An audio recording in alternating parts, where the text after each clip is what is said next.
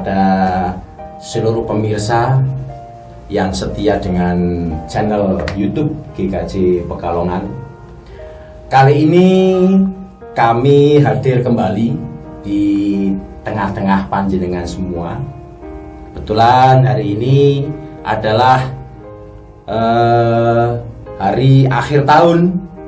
Kita akan mengakhiri tahun 2023. Kebetulan bersama dengan kami di sini ada saudara-saudara kita, ada Pak Pendeta. Selamat malam Pak Pendeta. Semuanya. Dan juga ada Bapak Penatua Sujud selaku Majelis GKJ Pekalongan, juga hadir selaku pemuda GKJ Pekalongan. Nah, ngemeng-ngemeng Bapak dan Ibu. Ramai dunia. Oh iya, maaf tidak ada ibunya. Tanpa terasa kita sudah melewati hampir melewati tahun 2023. Tentunya Bapak dan Ibu yang pemirsa di rumah tentunya juga merasakan kejadian-kejadian di tahun 2023. Nah, di sini kami akan berbincang-bincang terkait dengan refleksi akhir tahun 2023 yang dirasakan oleh Pak Pendeta, Pak Sujud dan Mas Erik di sini. Nah, saya akan ke Pak Sujud lebih dahulu selaku Majelis GKJ Pekalongan. Pak Sujud, bagaimana refleksi panjenengan selama tahun 2023 ini? Setelah dulu tahun 2022 kita melewati masa pandemi yang namanya COVID, di mana waktu itu kita sangat terbatas sekali terkait dengan pelayanan di gereja. Nah, setelah COVID berlalu di tahun 2023 kita sudah boleh beribadah dengan semestinya, dan mungkin ada kesan dan pesan, refleksi, pengalaman Pak Sujud selaku Majelis GKJ Pekalongan pelayanan selamat di tahun 2023. Monggo Pak Sujud, bagaimana Pak Sujud? Ya, terima kasih Pak Tri yang telah memberikan kesempatan pada saya selaku majelis, mungkin majelis yang usianya paling panjang, ya. Jadi masuk kategori lansia. Dibandingkan dengan teman-teman majelis yang lain, mungkin saya yang umurnya paling tua. Saya juga mengucapkan pujian terima kasih bahwa selama tahun 2023 saya bisa mengakhiri di akhir tahun ini dalam keadaan sehat walafiat, dan hanya permohonan saya selaku pribadi supaya saya tetap diberi hikmat oleh Tuhan. Adapun peristiwa-peristiwa yang pernah kita alami selaku majelis gereja di dalam pelayanan kepada jemaat, mungkin masih banyak sekali kekurangan-kekurangan yang harus dibenahi, terutama pelayanan di bidang pastoral itu sangat-sangat kurang. Oleh karena itu, yang saya maksud majelis juga termasuk Bapak Pendeta mestinya, baik di bidang pastoral, di bidang kunjungan-kunjungan, terus ya masih banyaklah yang perlu harus kita benahi.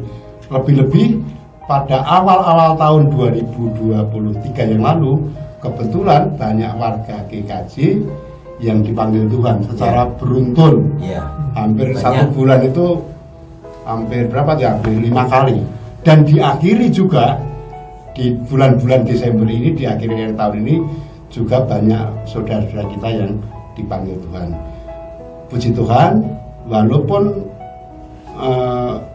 peristiwa saudara-saudara yang dipanggil Tuhan, kita masih bisa melayani, bisa ngerukti, dan dengan anggaran yang bisa tercukupi seluruhnya, sehingga di dalam pelayanan Komisi Perawatan Jenazah sangat membantu sekali akan kebutuhan dari yang ditinggalkan. Itu yang sangat menggembirakan bagi kita semua. Namun di bidang-bidang yang lain seperti bidang pembinaan warga gereja, pembinaan PA, pembinaan kategorial baik sekolah minggu, komisi anak, komisi remaja, komisi dewasa, itu perlu diadakan suatu peningkatan. Terlebih yang juga sangat menggembirakan bagi kita, selama tahun 2023 ini khususnya kegiatan Adiuswa juga bisa melaksanakan kegiatannya secara rutin, Pak. Ya. Jadi senam kesehatan setiap hari Minggu, hari Sabtu pagi jam 6 itu juga sangat-sangat menjadi kesan oleh Adiuswa yang sangat menggembirakan. Setelah senam, kumpul-kumpul, makan-makan, sarapan bersama, itu yang menyenangkan sekali. Dan harapan dari Adiuswa, ya mohon sekali-sekali Bapak Pendeta juga bisa menghadiri kunjungan ke situ itu. Olahraga pagi. Ya, olahraga pagi. Itu bisa menumbuhkan semangat baru pada kegiatan-kegiatan Adiuswa.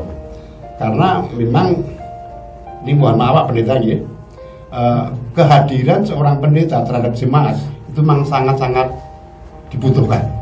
Setuju, Pak. Ya, sangat-sangat dibutuhkan. Gambaran saya, satu contoh itu pada saat mertua saya sakit, mau disuruh operasi itu takut. Tapi setelah kehadiran Pak Pendeta itu mempunyai semangat yang tinggi, tumbuh, mempunyai jiwa untuk mau dioperasi, akhirnya bisa terlaksana dengan baik. Oleh karena itu sekali lagi kehadiran seorang pendeta itu sangat-sangat diharapkan oleh jemaat. Itu harapan ke depan. Ya. Tapi kalau peristiwa-peristiwa tahun 2023 kita bisa laksanakan dengan baik dan bisa berjalan sesuai dengan program-program yang telah kita lakukan. Makasih Pak Tri. Baik, terima kasih Pak Sujud.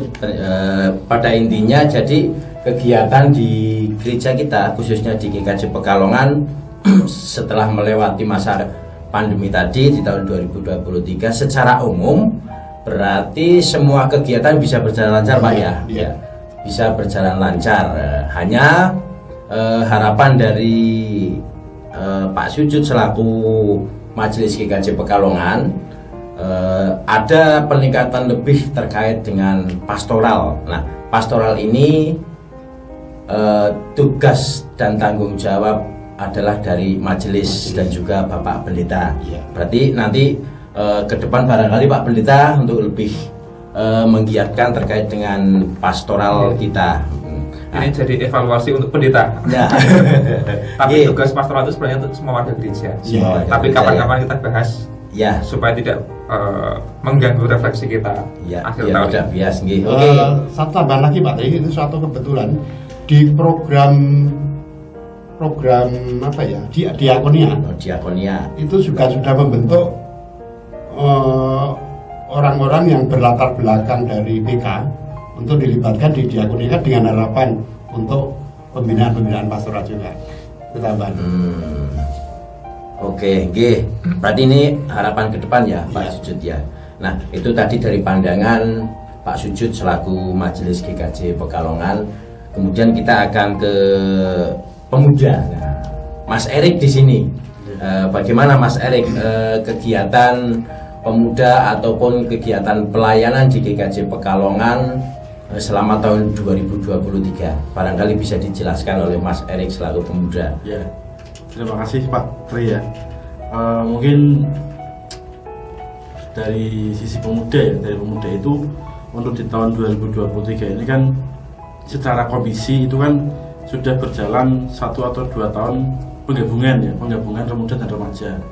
Hanya saja untuk tahun 2023 ini belum selesai kita bisa mempersatukan pemuda dan remaja ini menjadi bisa bareng-bareng gitu, belum bisa. Makanya ini juga nantinya bisa menjadi evaluasi kita juga supaya kedepannya pemuda dan remaja ini bisa jadi satu dan bisa berkegiatan bersama. Lalu mungkin secara pelayanan pemuda itu di tahun 2023 ini sudah semakin banyak yang mau ikut di pelayanan. Contohnya saja kemarin di tahun ini juga multimedia juga mulai menambah sumber daya dari pemuda juga. Jadi harapannya juga ke depan pemuda ini Sebenarnya ada banyak Pak yang di gereja tapi yang tidak berpelayanan, sebenarnya ada beberapa juga. Cuman emang kita perlu ada dorongan kepada teman-teman supaya mau ikut berpelayanan di gereja, karena belum semua itu bisa ikut berpelayanan seperti itu. Cukup gitu aja. Harapannya yang lebih ke depan hanya pemuda biar bisa ikut berpelayanan lebih giat lagi di tahun depan gitu Pak. Ya. Oh begitu. Oke, jadi dari pemuda saudaraku yang dikasih oleh Tuhan, bahwa memang dulu di tahun 2022 itu ada komisi pemuda dan juga komisi remaja gitu Pak Pendeta nggih. Nah, di tahun 2023 ini itu sudah mulai akan dirintis atau memang sudah dibentuk ya? Namanya Komisi Pemuda dan Remaja. Komisi Pemuda dan Remaja. Akan tetapi di sana belum begitu maksimal ya. Menggabungkan antara misi pemuda dengan remaja ini yang memang agak kesulitan ya. Oke, itu harapannya berarti nanti antara pemuda dan remaja mari kita bareng-bareng bersama-sama bersatu dalam berpelayanan di GKJ Pekalongan. Nah, kemudian saya akan ke Pak Pendeta. Nah, dari beberapa keterangan yang sudah disampaikan dari Pak Sujud dan Mas Erik, Pak Pendeta, terkait tadi kegiatan sudah bisa berjalan dengan lancar, terkait dengan pastoral, kemudian diakonia membutuhkan guru yang tadinya guru-guru BK itu Pak sih BK-nya Pak, bimbingan konseling ya, bimbingan konseling agar bisa masuk ke diakonia. Kemudian harapan dan kendala yang dialami oleh pemuda remaja yang belum bisa menyatukan antara pemuda dan remaja ini. Nah, menurut Pak Pendeta, ke flashback dulu Pak Pendeta, refleksi dulu di tahun 2023 ini pelayanan bagaimana, kegiatannya bisa berjalan dengan baik atau tidak. Monggo Pak Pendeta sebelum yang tadi menjawab tadi. Oh ya, kalau 2023 menurut saya tahun yang unik karena saya menyebutnya tahun transisi atau peralihan ya, dari fase pandemi menuju ke kenormalan baru ya. Ini kita sudah mulai berpulih dalam aktivitas termasuk pelayanan di tingkat lokal, klasikal maupun sinodal. Itu sudah mulai bergulir kembali seperti dulu pasca pra pandemi ya.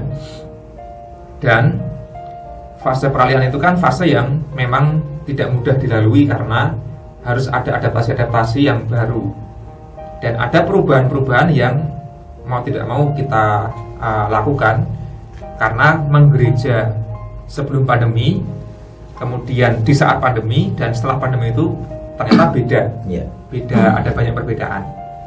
Nah, memang kalau dilihat secara umum ya sudah berjalan dengan baik dan lancar ya.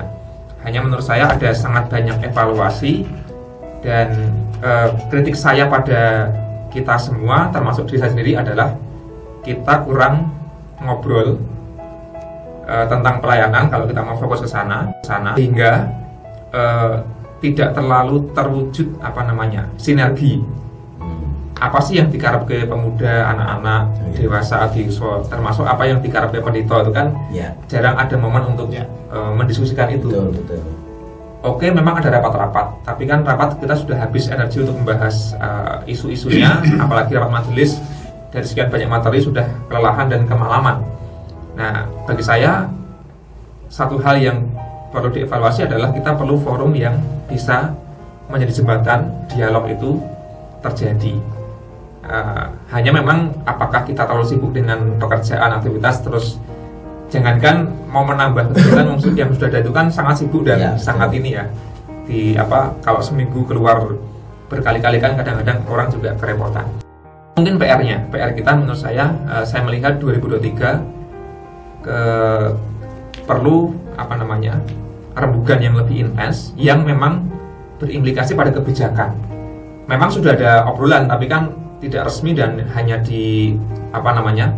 di rasan-rasan aja sehingga itu nggak masuk dalam arus kebijakan gerejawi. Nah, menurut saya kalau mau mengubah sungguh-sungguh ya harus percakapannya lebih intens dan menyasar pada kebijakan strategis gitu ya. Nah, itu yang menurut saya perlu ditingkatkan. Lalu saya melihat juga itu merupakan hal yang bisa dimaklumi sekali lagi karena kita di fase transisi, kita sedang beradaptasi dengan situasi yang baru, dan situasi itu tidak hanya soal pandemi lalu pasca pandemi secara sosial, tapi juga secara gerejawi itu ada perubahan-perubahan yang di tingkat sinodal bahkan global itu cukup pesat juga perubahan-perubahan isu-isunya. Sekali lagi memang belum semuanya bisa terpercakapkan. Nah, menurut saya 2023 menjadi momen yang cukup istimewa karena ada sidang sinode yang juga melahirkan beberapa isu keputusan yang kelak juga perlu kita rembuk sebagai gereja lokal. Nah, mungkin 2023 itu yang saya rasakan. Kalau secara pribadi dalam hari ini pendeta ya mungkin menjadi salah satu tahun tersibuk karena pertama yang ngurus anak ya, kedua pelayanan gerejawi klasikal, sidang sinode lagi, sehingga energinya terpecah-pecah gitu. Bahwa ada banyak kekurangan itu saya akui dengan sangat gamblang ya, begitu Pak. Hanya saya berharap mari bercakap-cakap dan berproses, tidak lalu sekali setahun ini jadi ukuran. Komparem contohnya itu kan kita masih 2 tahun nih, Komparem belum cukup teruji. Nah, kita percakapan rutin bagaimana mengenai itu sehingga tidak lalu evaluasi setahun jadikan penentu, berarti ini keliru dan perlu diubah lagi. Nah, butuh beberapa tahun lagi. Mungkin itu evaluasi 2023. Terima kasih Pak Pendeta. Berarti intinya untuk kendala yang dialami oleh Komisi Pemuda dan Remaja itu tentunya harus ada forum dialog untuk menyamakan persepsi, ngobrol bareng tentang pelayanan ya Pak Pendeta.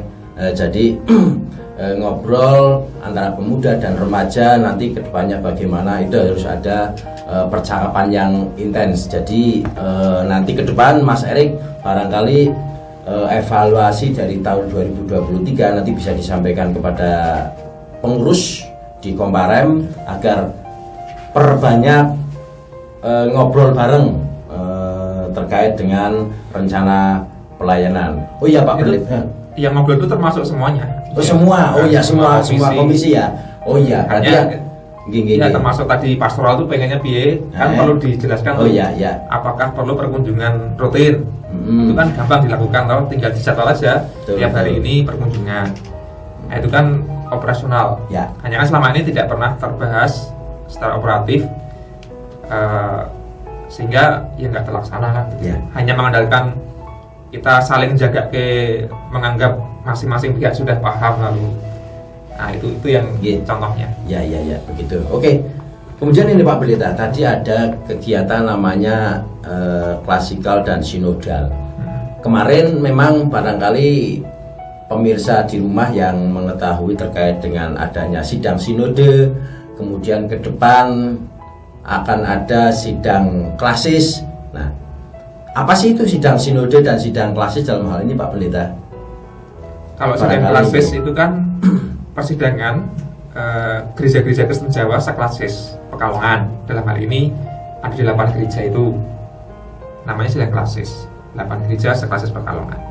Kalau sinode itu persidangan gereja-gereja Kristen Jawa satu sinode yang jumlahnya 340 sekian.